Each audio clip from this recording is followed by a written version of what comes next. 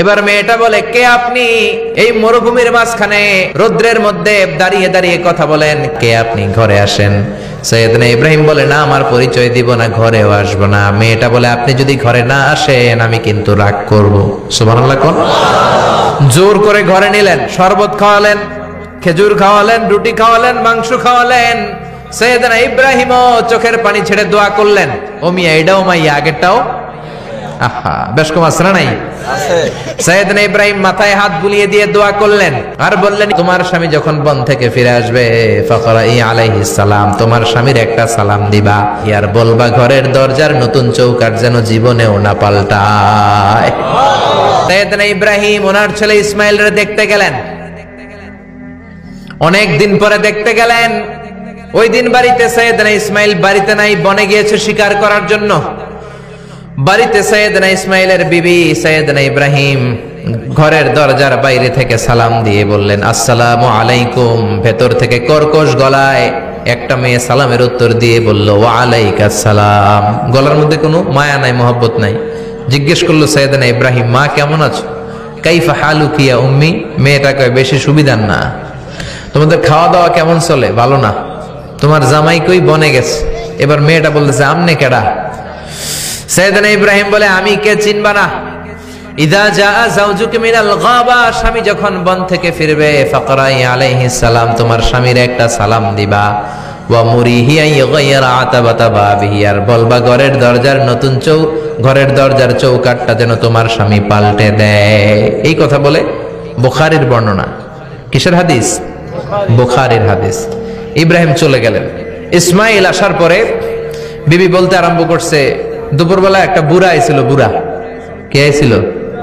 সৈয়দনা ইসমাইল বলে, কোন বুড়া আসছে? কি বলছে?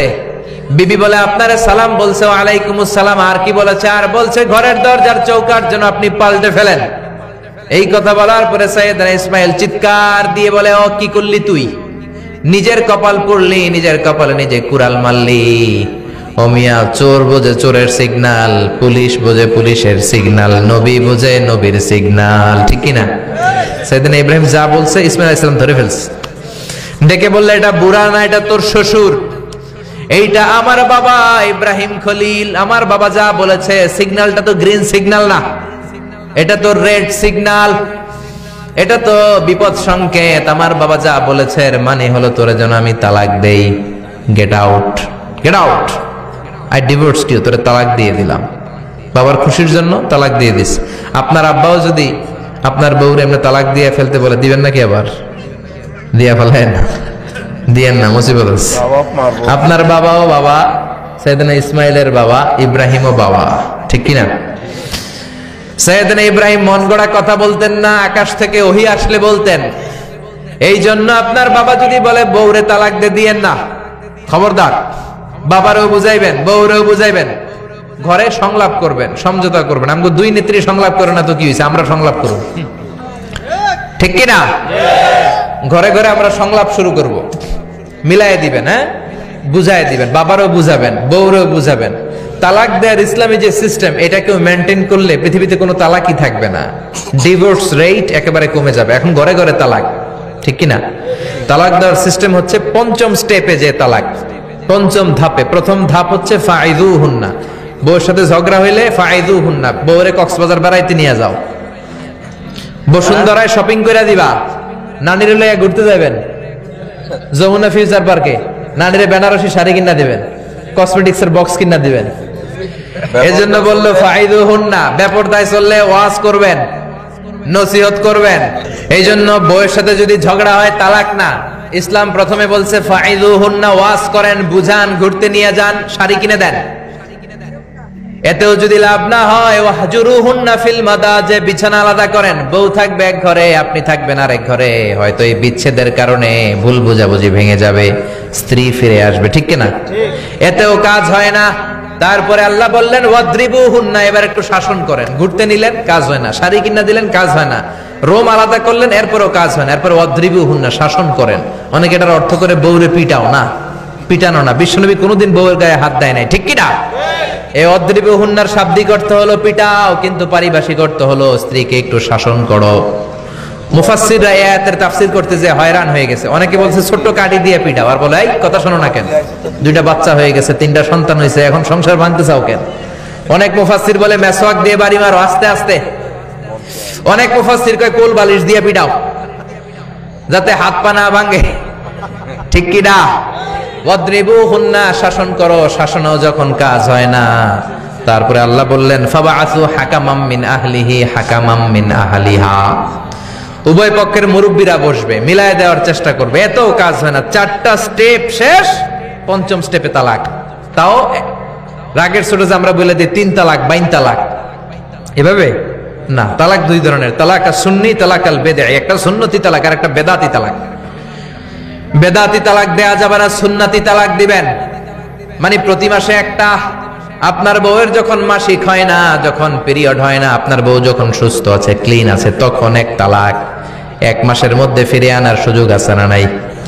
1 মাস পরে দিবেন দ্বিতীয় তালাক, দ্বিতীয় মাসেও ফিরে আনার সুযোগ আছে না নাই? ঘরে রাখবেন, হয়তো বিবিরে দেখে আপনার মনে ভালোবাসা জমবে, বিবির মন নরম হয়ে যাবে, বিবিকে ফিরে আনা যাবে। তৃতীয় মাসে 3 তালাক যখন দিবেন, আর ফিরে আনার সুযোগ নাই। এটাকে বলে তালাক আল বাইন আল বাইনুনা।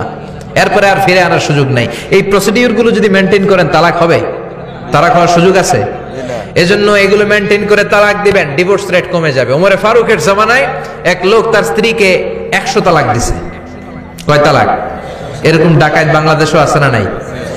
100 তালাক দিছে। এখন ওয়াইফ যে ওমরে ফারুককে বিচার দিছে, ওমরে ফারুক বলল তোমার হাজবেন্ডকে ডেকে আনো। ডেকে আনা হলো, কিরে কয় তালাক দিছস? কয় 100 তালাক। দিবি 3 তালাক, 100 তালাক দিছস কেন? কয় মেজাজ গরম আছিল। ওমরে ফারুক বলে ঠিক আছে, বিচার হলো 3 তালাকে তোর বউ তালাক, বাকি 97 তালাক এখন তোর পিঠে পড়বে। সুবহানাল্লাহ পড়েন। এরকম যদি মাইট দেওয়া যেত জায়গা মতো, সব তালাক বন্ধ হয়ে যেত। চিল্লায় বলেন ঠিক কি না?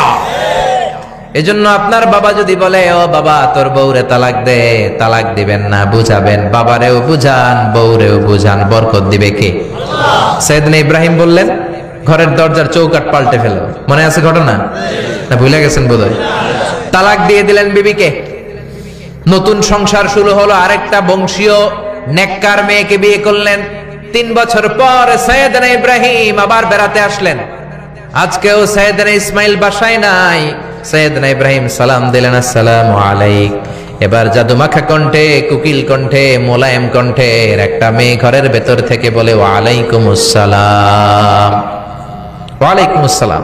সাইয়েদনা ইব্রাহিম বললেন কাইফা হালুকি ইয়া উম্মি, মা কেমন আছো বলো বলো। মেয়েটা বলে আলহামদুলিল্লাহি আলা কুল্লি হাল, সব অবস্থায় আলহামদুলিল্লাহ। সুবহানাল্লাহ পড়েন। সংসার কেমন চলে? কয় খুব ভালো। খাওয়া দাওয়ার অবস্থা কি? কয় আরো ভালো। এবার মেয়েটা বলে কে আপনি? এই মরুভূমির মাঝখানে রৌদ্রের মধ্যে দাঁড়িয়ে দাঁড়িয়ে কথা বলেন, কেউ তো কোনোদিন আমাদের খোঁজ নিতে আসে না, কে আপনি? ঘরে আসেন। সাইয়েদনা ইব্রাহিম বলে না, আমার পরিচয় দিব না, ঘরেও আসবো না। মেয়েটা বলে আপনি যদি ঘরে না আসেন আমি কিন্তু রাগ করব। সুবহানাল্লাহ কোন। জোর করে ঘরে নিলেন, শরবত খাওয়ালেন, খেজুর খাওয়ালেন, রুটি খাওয়ালেন, মাংস খাওয়ালেন। সাইয়েদনা ইব্রাহিমও চোখের পানি ছেড়ে দোয়া করলেন, ও মিয়া এটাও মাইয়া আগেরটাও। আহা, বেশ কম আছে না নাই? সাইয়েদনা ইব্রাহিম মাথায় হাত বুলিয়ে দিয়ে দোয়া করলেন আর বললেন ইযা জাআ যাওজুক মিনাল গাবা, তোমার স্বামী যখন বন থেকে ফিরে আসবে, ফাকরাই আলাইহিস সালাম, তোমার স্বামীর একটা সালাম দিবা।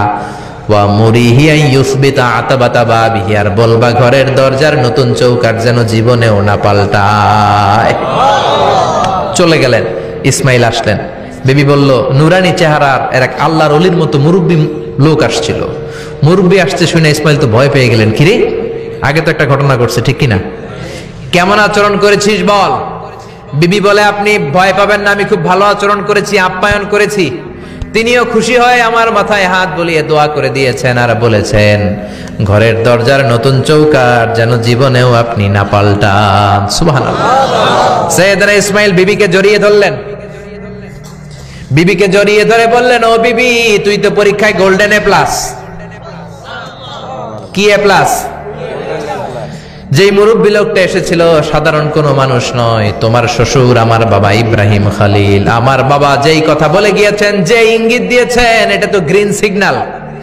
আমার বাবা বলেছেন তোমার যেন কোনোদিন তালাক না দেই, তোমার যেন ছেড়ে না দেই।